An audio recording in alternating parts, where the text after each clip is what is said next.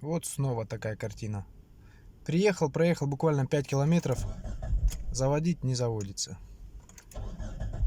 Как немного постоит какое-то время, заведется с полпинка. Но это меня не устраивает, конечно же.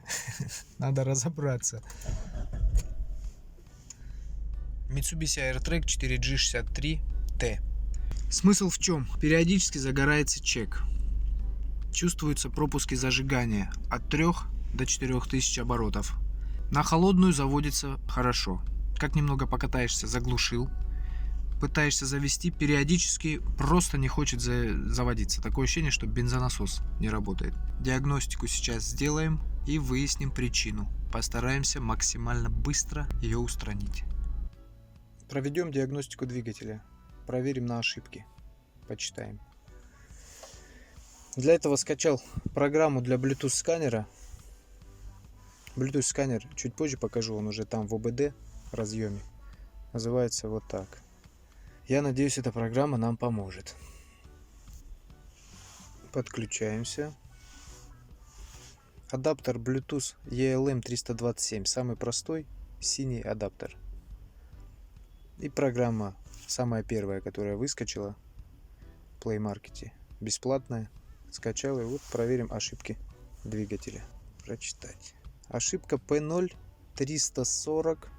Неисправность цепи датчика положения распредвала. Чтобы найти расшифровку в интернете, нажмите.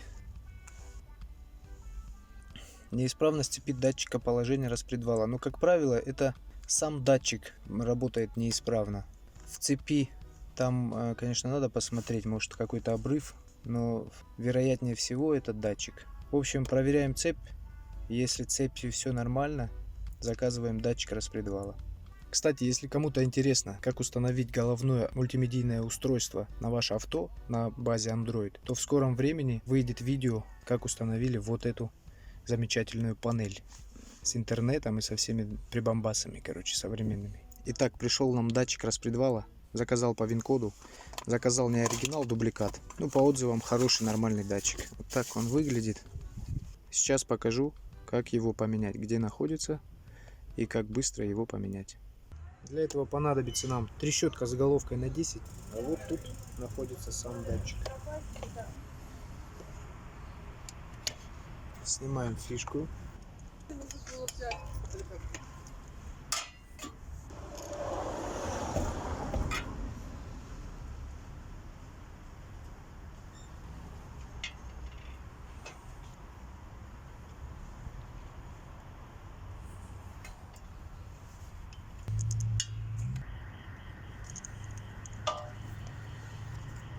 И одеваем фишку.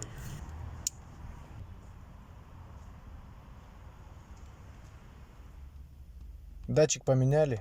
Попробуем завестись и покататься.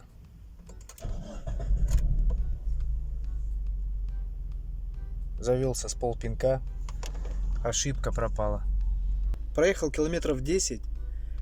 Понажимал в тапку, все нормально. Пропуски зажигания пропали. Сейчас сделаем контрольную диагностику на ошибки двигателя. И уже окончательно станет понятно, в этом ли была проблема. Коды неисправности не обнаружены. Так что, друзья, проблема решена. Все оказалось очень даже просто. Данный датчик я купил за 800 рублей. Вот и все дела. Спасибо за внимание. Всех благ. Счастливо. Чуть-чуть не забыл. Обещал же показать сканер.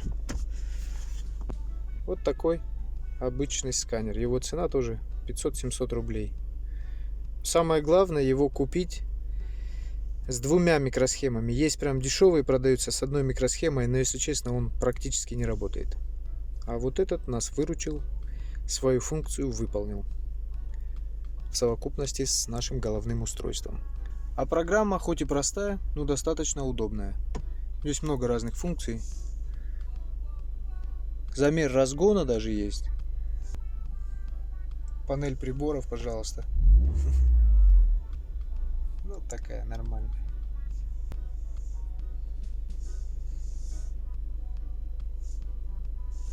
Ну и много разных приколюх. Ладно, спасибо за внимание, всех благ.